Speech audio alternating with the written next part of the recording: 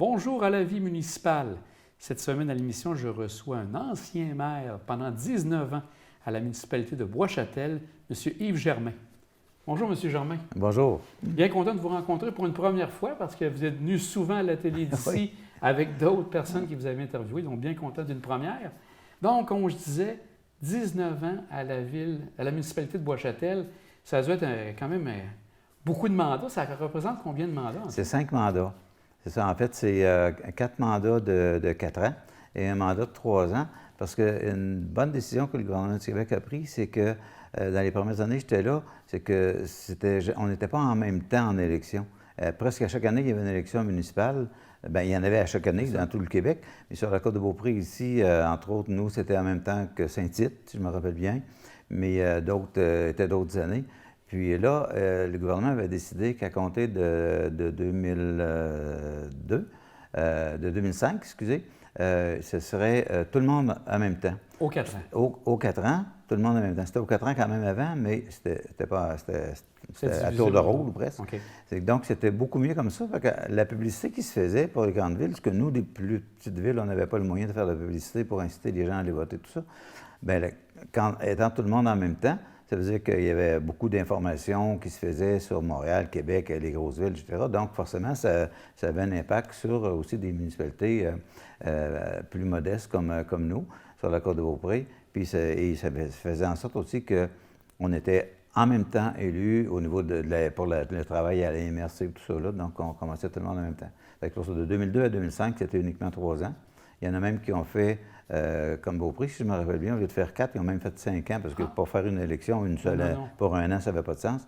Fait qu'il avait été prolongé d'un an pour faire une 5e année. Et votre carrière politique a commencé un petit peu avant comme conseiller. Vous avez été là combien de temps, conseiller à Bois-Châtel? 2 ans, j'étais conseiller. Au début des années 80, à 82, j'ai été conseiller municipal pour le district de l'Avenue Royale où je demeure à Bois-Châtel. Mais après ça, j'ai été impliqué surtout au niveau de la Caisse des Jardins pendant une dizaine d'années, où j'ai été aussi 5 ans président de la commission. Juste avant d'ailleurs de passer au municipal, j'étais président de la Caisse des Jardins de Bois-Châtel.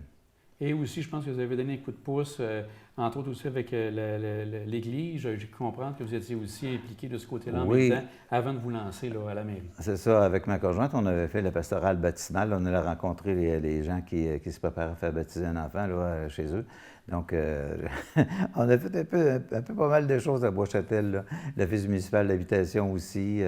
Il y a plusieurs choses bénévolat aussi qu'on a fait pour Bois-Châtel.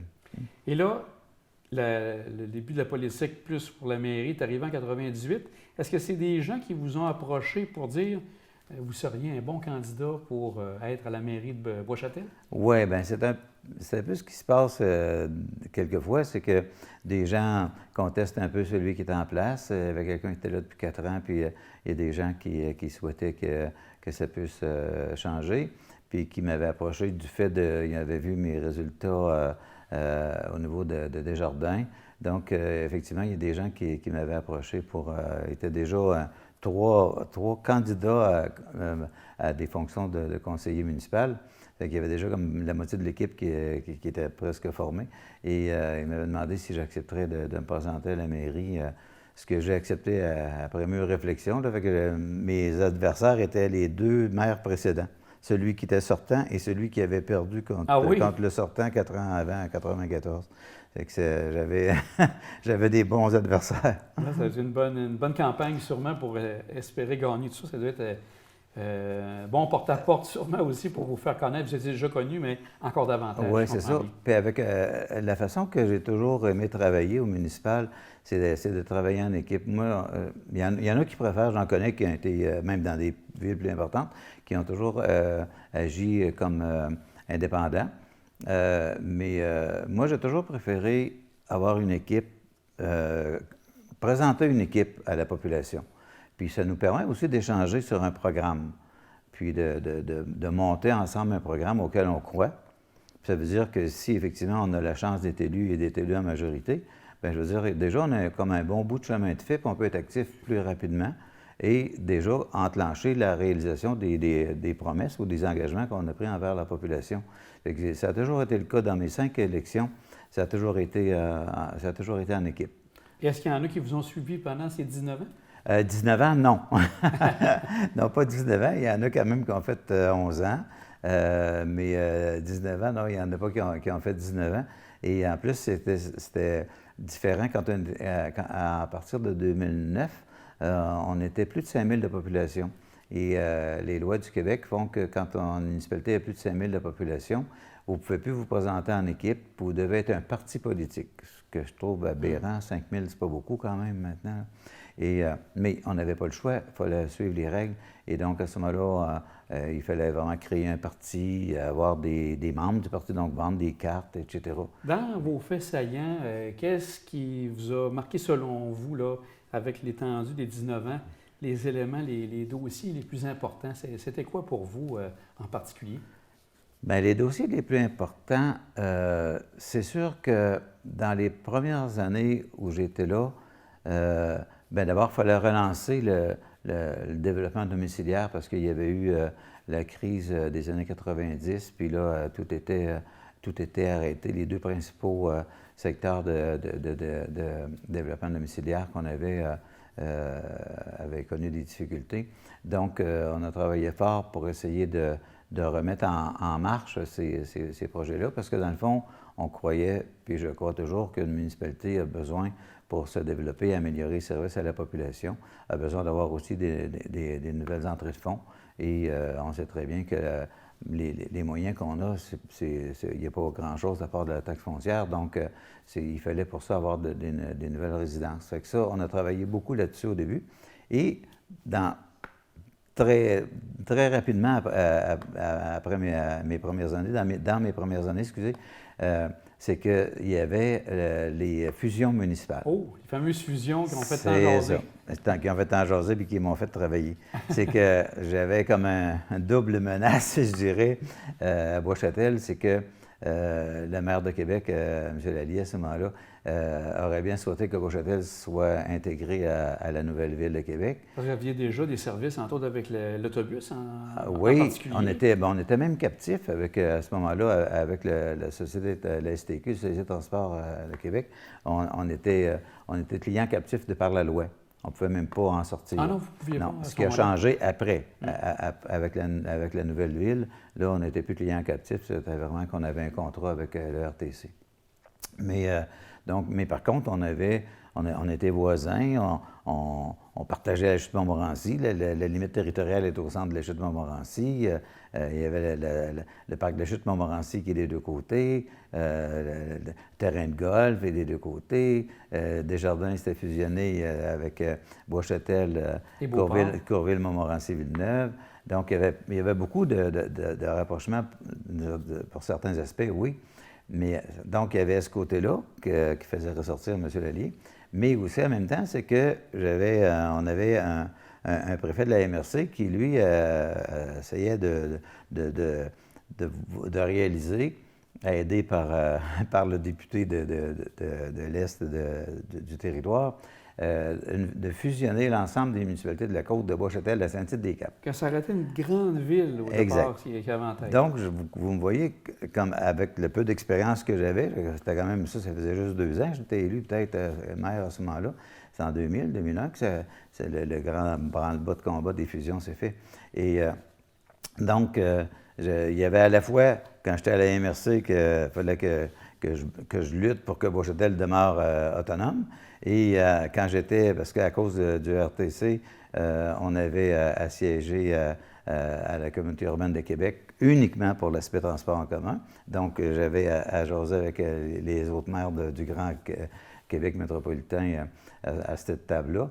Et donc, essayer aussi que ça ne fonctionne pas. Fait que j'ai heureusement été aidé par les bonnes personnes au bon moment. Puis ça a fait en sorte que Bois-Châtel a pu conserver son autonomie. Ça, c'était un gros dossier, c'est sûr aussi. Parce que c'est ça, comme vous dites, vous avez été accompagné par rapport à ça. Parce que vous aviez une certaine expérience par le bagage que vous aviez professionnel, mais vous aviez sûrement besoin de l'ABC, on peut dire, au niveau municipal, dans des causes comme ça de la fusion. Oui, c'est ça. Puis effectivement, je pense que c'est important. La qualité des relations qu'on entretient avec les personnes joue un rôle important dans ces moments-là. Puis effectivement, j'ai été supporté même par des députés du parti qui organisaient qui organisait les fusions. Donc, parce qu'ils reconnaissaient qu'effectivement, ça n'aurait pas eu de sens que Beauchâtel passe vers Québec. D'abord, ça aurait été très pénalisant pour la côte aussi. On était le plus important contributeur au budget de la MRC, parce que la ville avec la plus importante population. On était à ce moment-là, par contre, la deuxième ou troisième en matière de richesse foncière.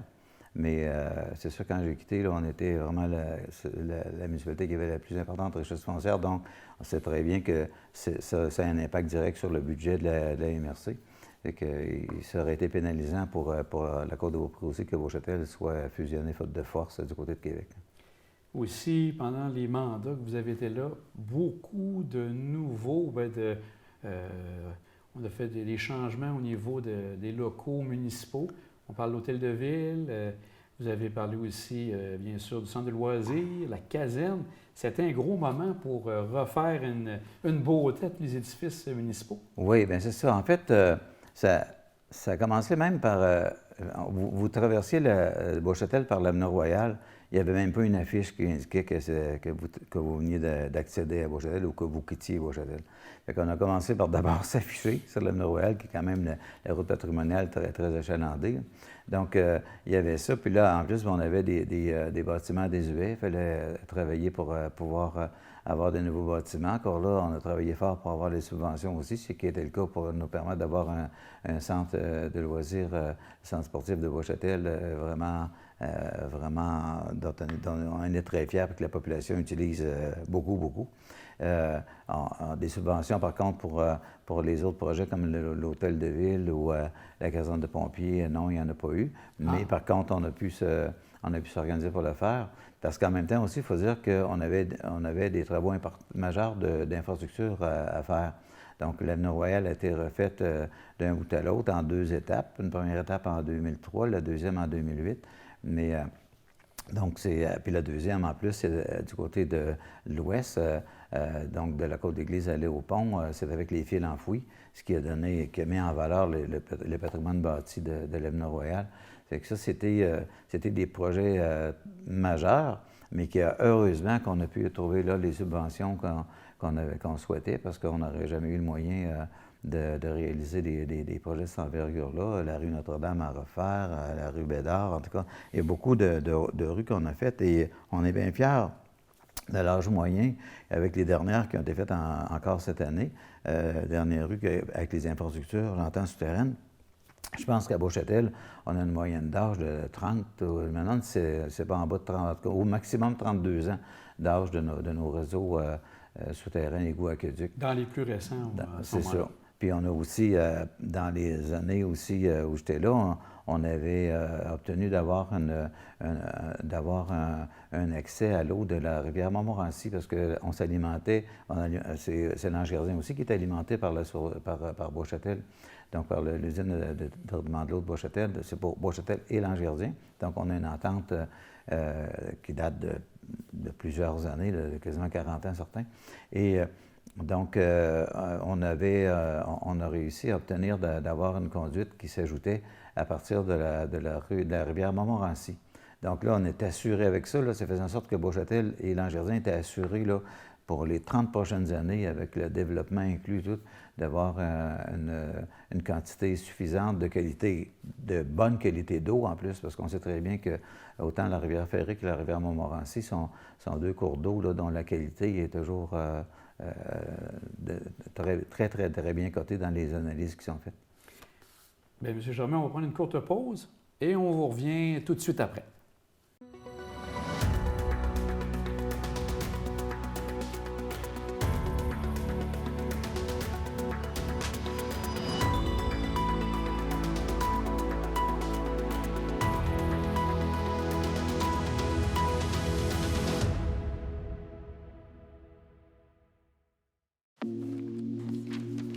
Et si tes cellules souches étaient la clé de leur guérison?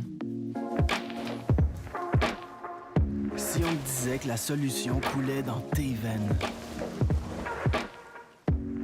Que l'espoir pouvait prendre racine grâce à toi? Que toi seul pouvais sauver une vie? Le ferais-tu?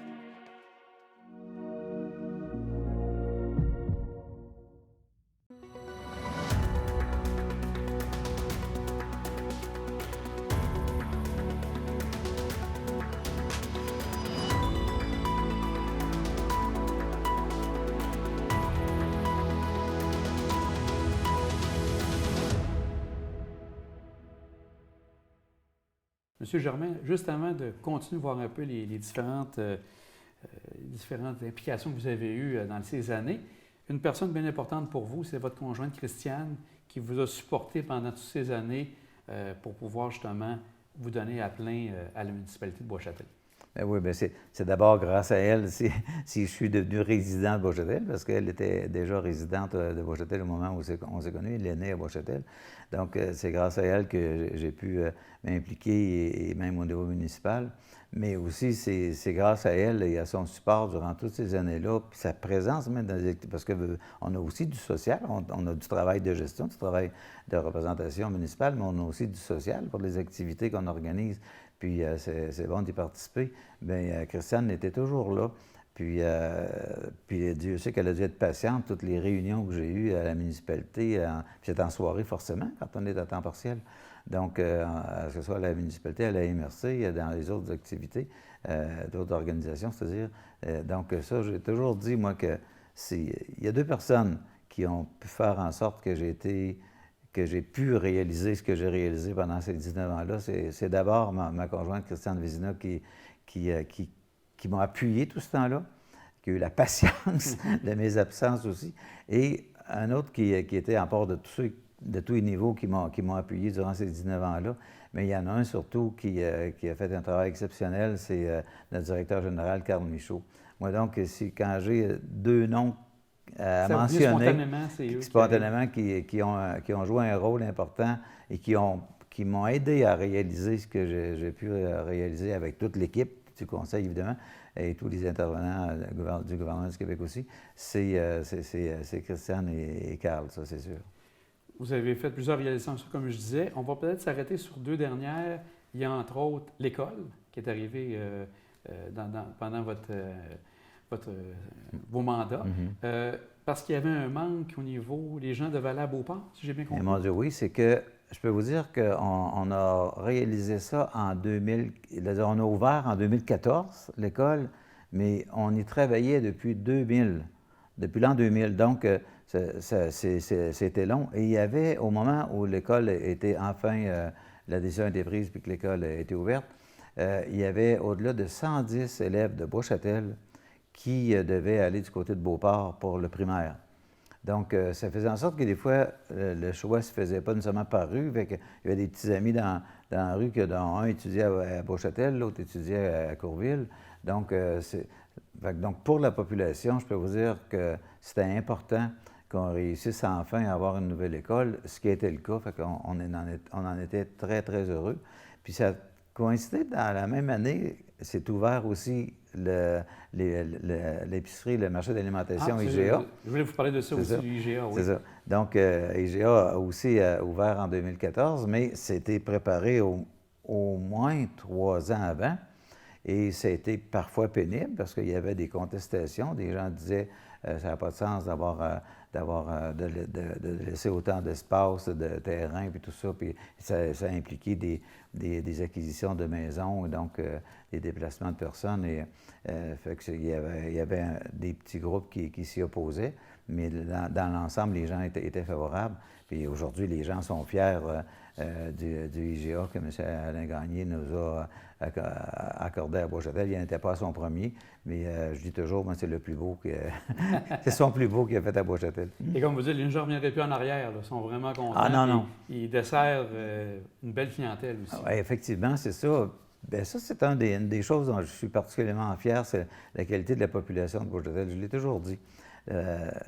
Nous, on essayait d'être, puis je pense qu'on réussit à être très respectueux de nos gens, mais aussi les gens nous le rendaient. Les gens de la population de Bois-Châtel sont d'un respect bien important et reconnaissant aussi.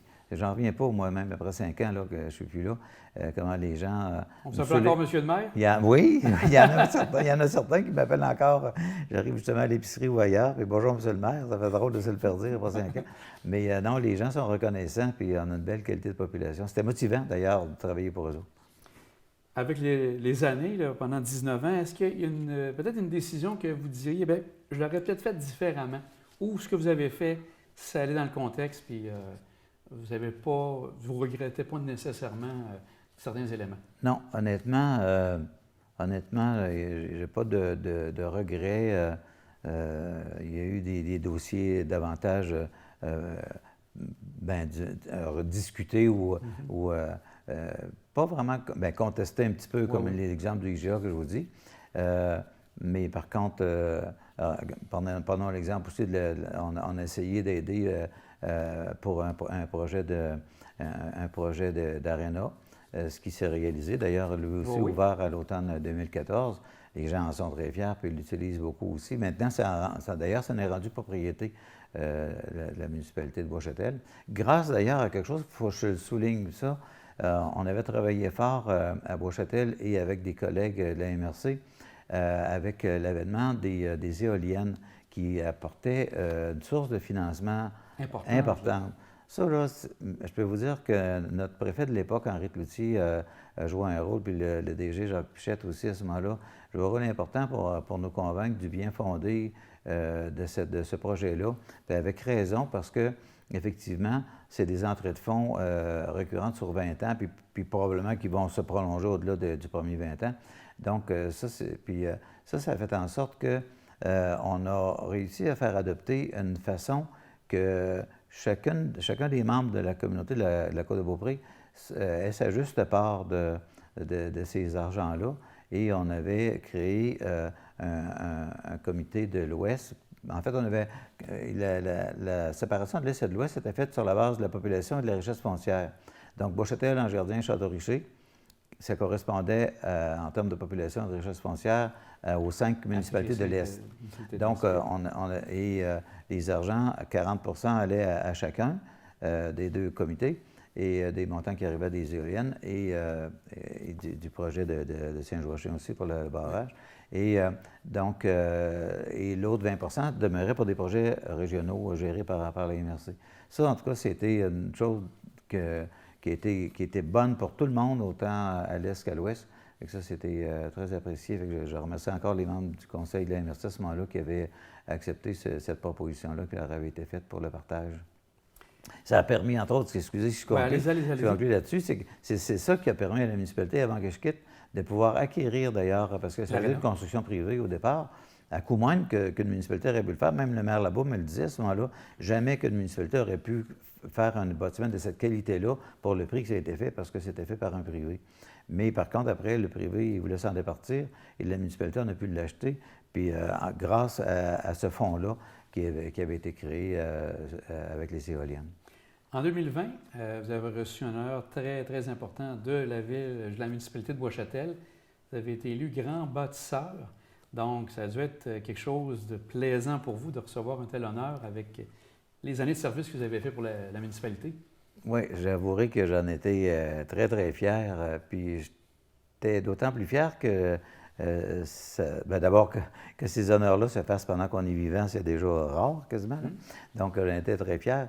Et j'en étais fier aussi pour ce que ça fait pour ma famille, mes filles, mes gendres, mes petits-enfants, qui voient que la municipalité, que les citoyens reconnaissaient le travail qui avait été fait. Parce que je pense que la plus grande réalisation que je peux dire durant toutes ces années-là, c'est d'avoir contribué à développer chez les gens de Bois-Châtel un fort sentiment d'appartenance et une grande fierté de leur municipalité. Puis comme je l'avais dit ce soir-là, c'est que je me rappelle quand j'ai commencé en 98, je disais aux gens que j'étais de Bois-Châtel, ils disaient « Neuchâtel? » Non, Bois-Châtel, c'est où ça? Mais je peux vous dire que quand j'ai quitté en 2017, là, je n'avais pas besoin d'expliquer à quelle place qu'était Bois-Châtel. Les gens le savaient. Les gens le savaient. La municipalité, les citoyens eux-mêmes en faisaient la promotion, tellement ils étaient fiers de Bois-Châtel, donc à leurs amis, tout ça.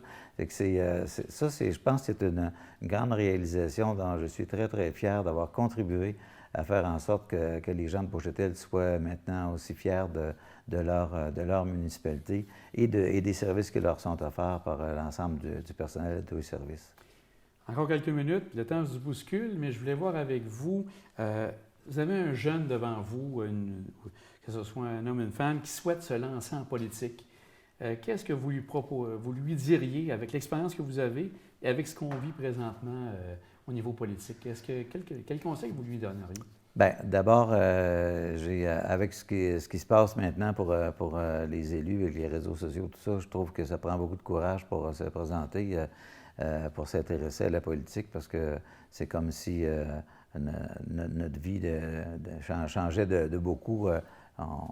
On est vraiment sur la place publique, pas juste la place publique, mais surtout les réseaux publics aussi. Mais ce que je dirais surtout, c'est, parce que je pense que c'est ça qui est essentiel, c'est d'être là, pas pour réaliser un rêve ou un objectif personnel. C'est d'être là pour le bien de la population. Le bien commun. Le bien commun, c'est ça. On est là pour le... Et puis des fois, ça amène des décisions difficiles, mais parce qu'on va peut-être brimer un individu, mais on n'est pas là pour l'individu seulement, on est là pour le bien collectif. Fait que faut être prêt à le faire, ça. Il faut être prêt, même si on ne souhaite pas que ça arrive, là, mais des fois, on est devant la situation, on n'a pas le choix. Donc, ça prend quelqu'un qui a vraiment à cœur le bien de ses concitoyens, puis qui soit capable de bien évaluer les besoins, des tester aussi. Les élections, c'est un bon moyen de les tester, oui. Mais de tester les besoins de la population, puis qui a à cœur de travailler pour réaliser, pour venir satisfaire ces besoins-là. Je pense que c'est ça que je conseillerais à un jeune. Puis moi, je dirais, personnellement, c'est sûr que c'est ça que j'ai vécu, mais je considère que le niveau municipal, c'est le niveau le plus agréable parce qu'on travaille pour ceux qui vivent autour de nous. Donc, on a plus de pouvoir parce que c'est nous qui avons le pouvoir pour ce qui se fait dans notre municipalité.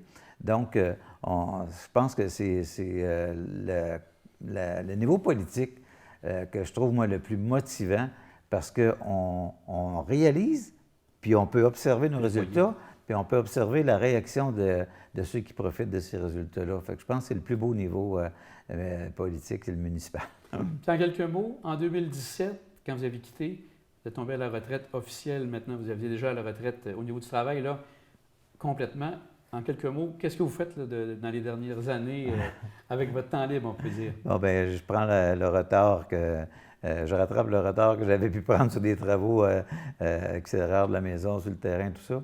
On a toujours aimé voyager, Christiane et moi, mais on était malheureusement brimés des 2 dernières années, presque 3 ans à cause de la pandémie. Il y a ça qu'on essaie de faire, de se planifier. On aime bien se planifier sur même des voyages, puis on essaie de reprendre ça, là. Puis aussi, bien, profiter. On est choyés parce qu'on a 2 filles. Puis nos 2 filles, nos gendres, nos 4 petits-enfants demeurent 3 maisons voisines. On est 3 maisons voisines. Dans le même secteur. Sur le Royal.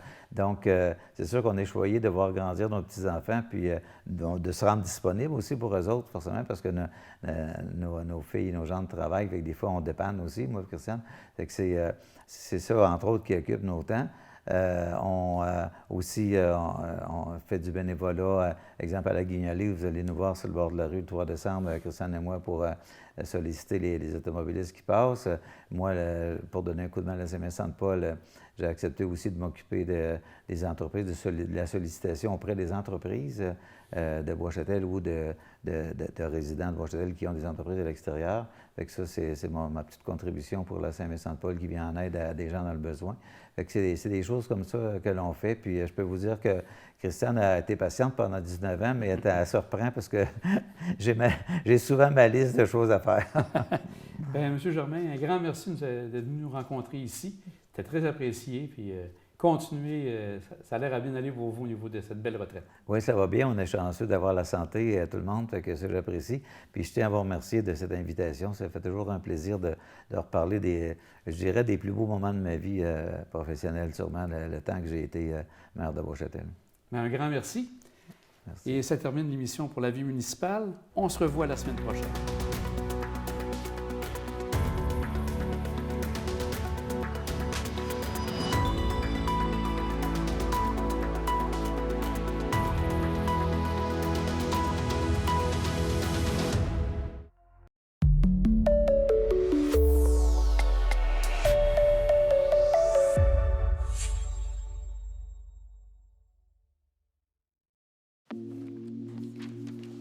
Et si tes cellules souches étaient la clé de leur guérison?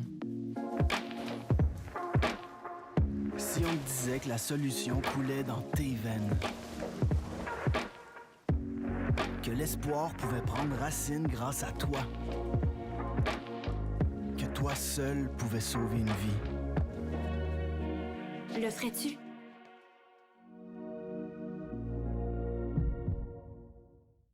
Ah, puis pour mes forces puis mes faiblesses. J'ai pas de bleu d'en face, mais 50 violences psychologiques. Ça compte? Depuis que mes parents ont divorcé, ça fait 3 fois que je lâche l'école. J'ai de la misère à manger. Tout coûte tellement cher. J'ai vraiment besoin qu'on me choisisse. On va vous rappeler. Parce que choisir une cause, c'est en laisser tellement d'autres derrière. Centraide, aide, 215 organismes.